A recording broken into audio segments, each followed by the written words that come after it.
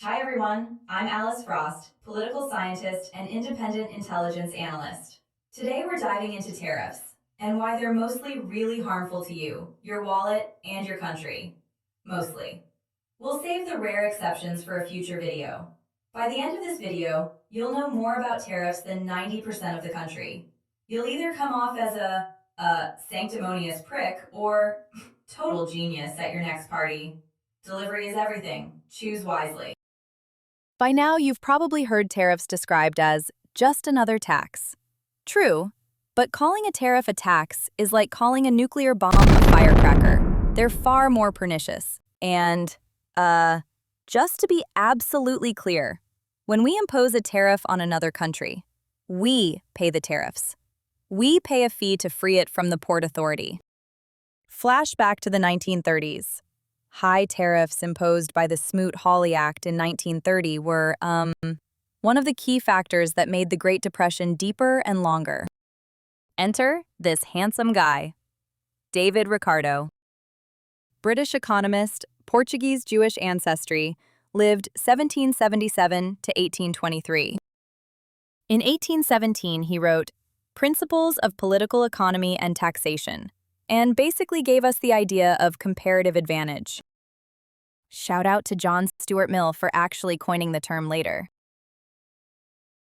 Comparative advantage sounds fancy and counterintuitive, but it's actually supernatural. Natural in a super way, really natural. Not like The Conjuring. Think about why we specialize in life. Why do some people become plumbers? Others electricians. Some raise chickens, others code apps. Two big reasons. One, we only have 24 hours in a day. We can't do everything. Two, we're better at some things than others. You don't have to be the absolute best. You just have to be relatively better at it than at your alternatives. That's comparative advantage for individuals. Now, scale it up to countries. Let's look at a simple model. Imagine Alpha Land and Beta Land. Both countries produce apples and cars, but they aren't equally efficient. Alpha Land. In 1 month, it produces 1,000 cars and grows 20 million apples. Beta Land.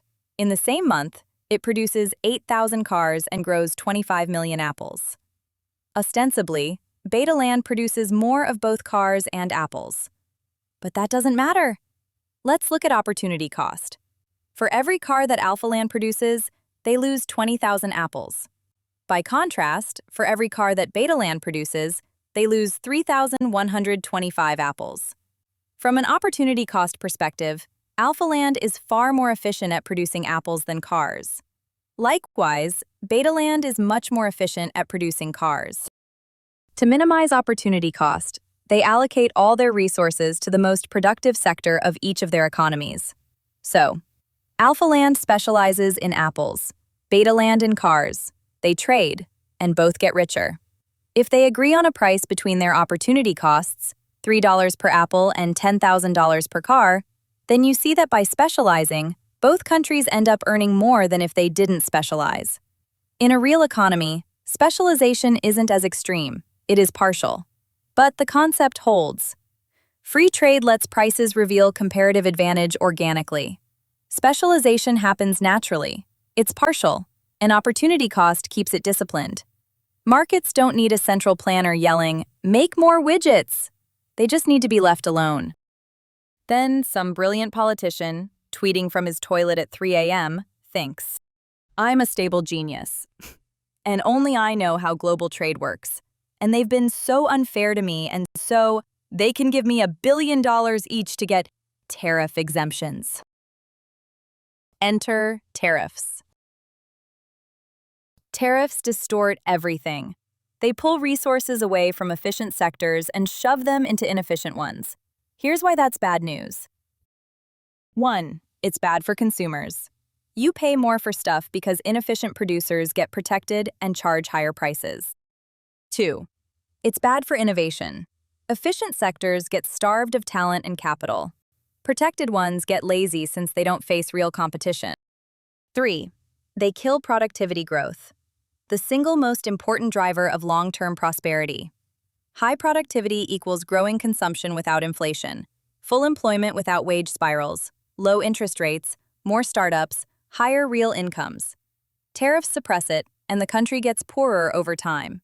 Less innovation, lower growth, higher inflation, more vulnerability. 4. They encourage rent-seeking. Politicians pick winners and losers, and often line their own pockets. Tariffs aren't set by markets, they're set by humans with agendas. Corruption magnet. 5. They favor big companies. They can absorb costs, lobby better, and pass price hikes easier than small players. 6. They cause short-term pain and long-term drag. Supply chains break, adjustment hurts growth immediately. Long run, higher prices, less variety, no real gains. Direct tariffs are obvious, but governments also sneak in the same effects with regulations or non-tariff barriers. Not all regs are evil, but scope them tightly, administer independently, keep politics out. And using tariffs to punish other countries? Counterproductive. When the US slaps tariffs, we end up hurting ourselves in the ways we just discussed. Plus, we look unreliable. Other countries diversify away from us. They invest elsewhere. They offer us worse deals and, in the end, we become a price taker instead of a price maker. Last big excuse. We need tariffs to fix the trade deficit. This is economic illiteracy on steroids.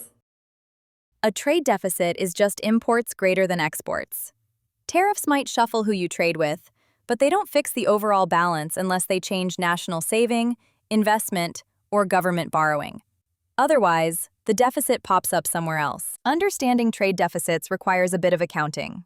I will show you that, given the current conditions in the US, we cannot avoid a trade deficit no matter the amount of tariffs we set. Let's start with two concepts: national savings and national investment. National savings are national income minus what private individuals and the government spend.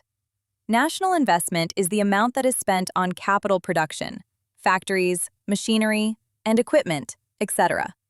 Investment is necessary to increase productivity and economic capacity.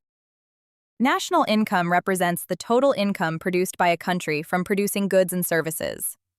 In other words, it is the material value of all the goods and services produced by a country. Now suppose that the sum of consumer spending, government spending, and investment exceed national income. What happens? In this case, it means the country does not produce the goods and services necessary to satisfy domestic demand, in which case the country will need to import more than it exports. This is because we cannot just magically conjure up additional domestic production capacity because we don't have a magic school for precocious teens.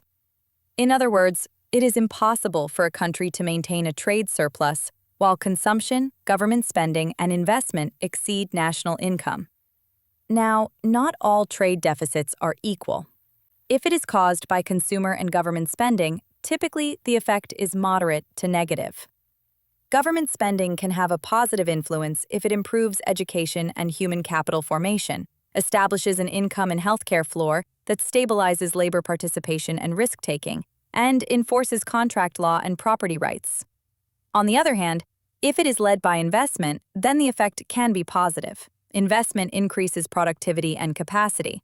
But if it exceeds national savings, remember national savings is just national income minus consumer and government spending, then the excess investment must necessarily come from outside sources, as national savings have been exhausted. At any rate, tariffs have zero impact on trade deficits unless they reduce consumer or government spending. Remember, tariffs are just taxes. High trade deficits aren't automatically bad. The US runs big ones, and it attracts huge foreign investment, treasuries, stocks, real estate, factories. That capital inflow is the flip side of the deficit.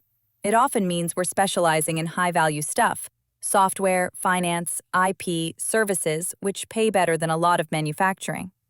Plus, foreigners buying our assets reinforces the dollar as the world's reserve currency.